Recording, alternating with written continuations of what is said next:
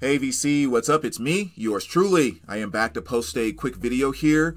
Gonna do a response to a video I was tagged in, or I should say a thread I was tagged in by the one and only Chance, Mr. Concert Buddy here in the VC. One of the absolute coolest guys here in the VC. You know, I've gotten to know him over the past year or so, and just an awesome guy, friendly guy, very knowledgeable, amazing collection, and just kind of one of those positive attitudes that you always want to be around. Like, you know, there's always a smile and a joke and laughter, and just like, it's just always just one of those guys you just always want to be around.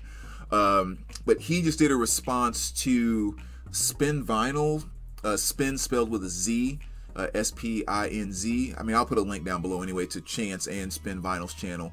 But he did a thread called One Decade, One Record Challenge.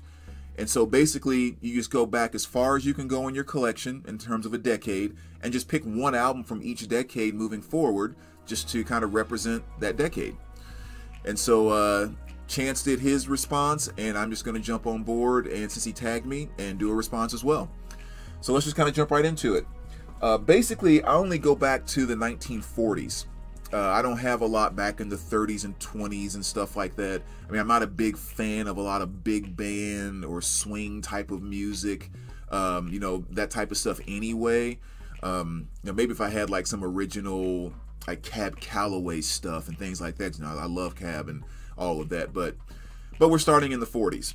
So I'm going to start off here with 1944, and this is Duke Ellington, and this is Mainstream. You know, Duke is definitely one of the legends that kind of paved the way for so many artists, you know, moving forward.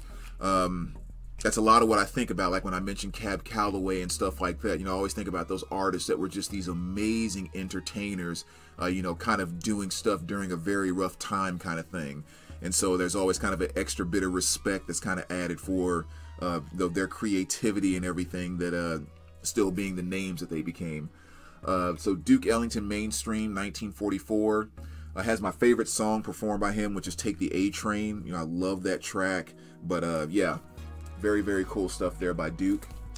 And what you'll also see here too is I didn't necessarily try to go and grab like the coolest albums that I have or my grails or stuff like that. I actually thought, let me pick stuff that I have not spoken about in the VC for a long time, and or maybe some things that just aren't spoken about in the VC that much. So I kind of, you know, worked around that kind of thing to pick my choices here. So what I ended up picking for the 1950s, considering like 90% of my 50 stuff was all jazz, like Blue Note jazz, The Teenagers featuring Frankie Lymon, another great one back here from the, you know, kind of the doo-wop days and all that great stuff. And this one came out in 1956. And of course, this had like, you know, the big hits like Why Do Fools Fall in Love? What else is on here? Baby Baby, The ABCs of Love. You know, just some of that just really, really cool stuff. But yeah, we got little Frankie up there on front too. But really, really fun album to listen to, and definitely one that takes you back to that time period, without question. That's 1956. So with the 60s, another artist that I really tend to like a lot, Kitty Wells, and this is Country Music Time, and this is her release from 1964. I do like Kitty Wells. It's just that old-timey, you know, like mother kind of country. It's just I love what she does. And there's something that I know actually what it connects to for me is because when I think back to those generations of, you know, the 30s, 40s, 50s, maybe like even going to like the early 60s, but kind of that 40s, 50s and that type of thing. And I think about like my grandparents, my grandmother and stuff like that. That's just a generation that I just respect to no end. You know, just because, I mean, life was just kind of tough and people knew how to grit their teeth, get stuff done, survive, you know, family was everything, faith was everything, and it was just like something that was extremely resilient about people that didn't have access to 90% of the stuff that we have access to today. And I respect the hell out of that. And so when I hear music and things of that nature that take me back to that time frame, you know, stuff like Kitty Wells, just it connects with me. And she just sounds like that grandmother out at the farmhouse, you know, just cooking away or something and singing, and she doesn't know anybody's listening to her, kind of thing. Like I get that feeling from it. So yeah, I just absolutely love that kind of stuff. Like when I think about the song like Rain on the Scarecrow by John Cougar Mellencamp, like every time I hear him sing that line, grandma's on the front porch with a Bible in her hand, sometimes I hear her singing Take Me to the Promised Land.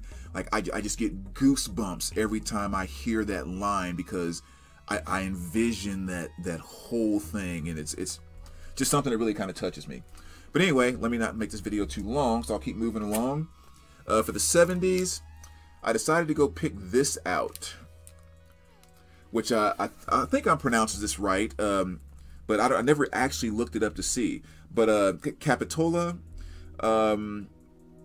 Fruity Cougar or something like that. I think I'm pronouncing it right. Who knows? Maybe I should actually take the time to verify my pronunciation. But this is released from 1972, and this was an Italian psychedelic band.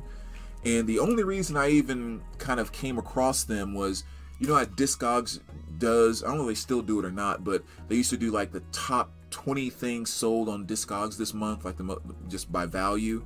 And one month, sometime last year, this was one of the albums that was on there, and an original pressing sold for like, it was something ridiculous, like 8 grand, 10 grand or something like that. And I was like, okay, what the heck is this thing?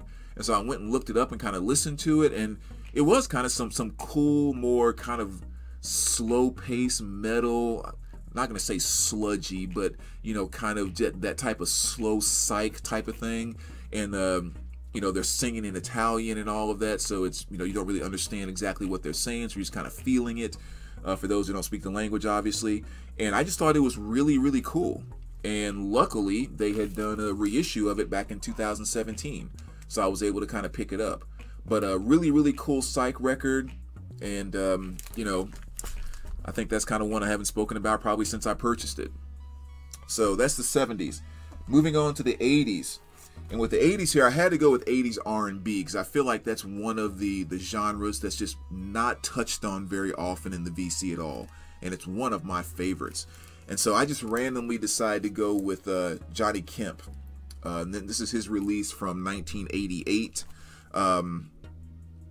Yeah, I mean, Secrets of Flying. I mean, this was really kind of his, I think he had a couple albums that came out, but this was the only one where he really had like a hit off of it, which was the song Just Got Paid, which, as the title says, he's just kind of singing and dancing around about just got paid, it's Friday night, I'm about to go out and kick it and have a fun time, and all of that. Really fun video though. I mean, it's 80s cheesy, but it's kind of a fun video, and definitely just one of those awesome upbeat 80s type of R&B dance type of songs. So I've always loved that from the time I was a kid, so obviously great to have it on vinyl. But that's his release from 1988.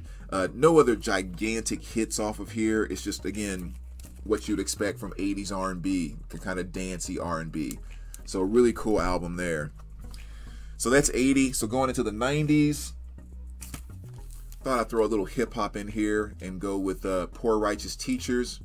Thought I'd bring the hip-hop in the 90s because that was kind of the decade where rap and hip-hop kind of went a lot of different directions, where it wasn't just the, like, you know, the same old Run DMC, Fat Boys, Houdini, which I love, but you know, kind of in the 90s is where you start getting kind of the gangster rap, what I like to call the knowledge rap, like the Back to Africa stuff like Arrested Development, or the more militant stuff like Public Enemy. There's like a lot of different things that started taking place in hip-hop, and yeah, so Poor Righteous Teachers kind of went down that, what I refer to as that back to knowledge, you know, about using your brain, being smart and being intellectual, and all that kind of stuff, which is just fantastic.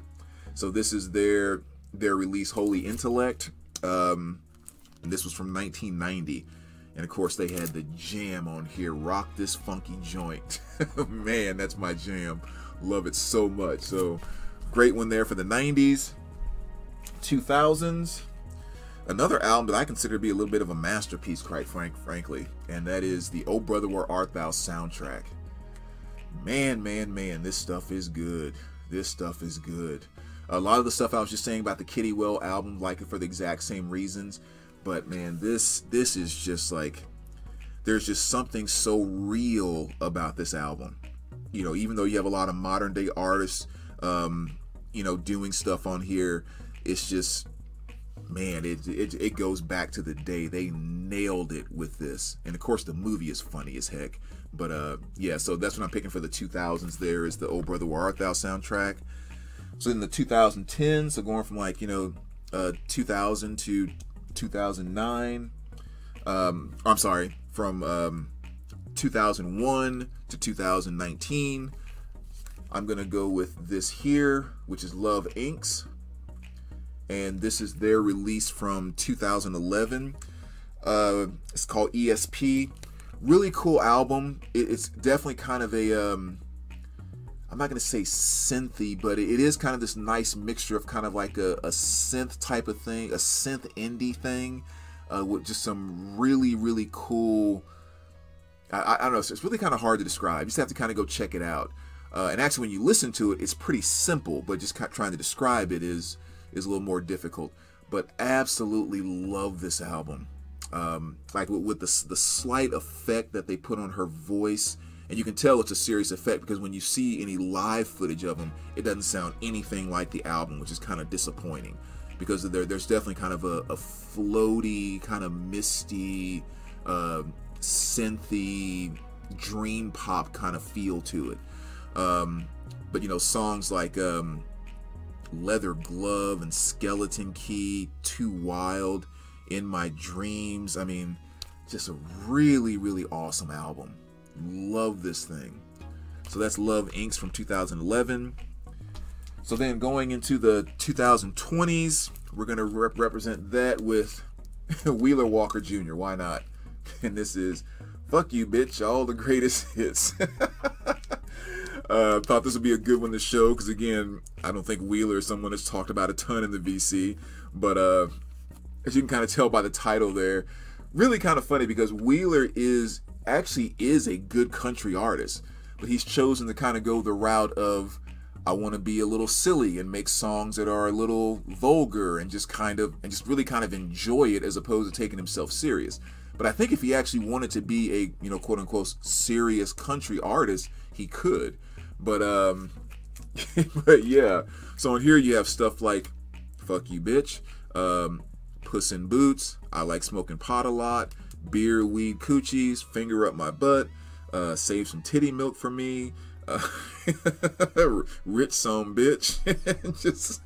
And I'm not gonna read the last ones that are on here, but funny stuff. Actually, I'll just, here, you can go check these out if you wanna like go give them a listen. But really funny stuff. So I thought I'd throw him in there representing the 2020s, which is about where we are too.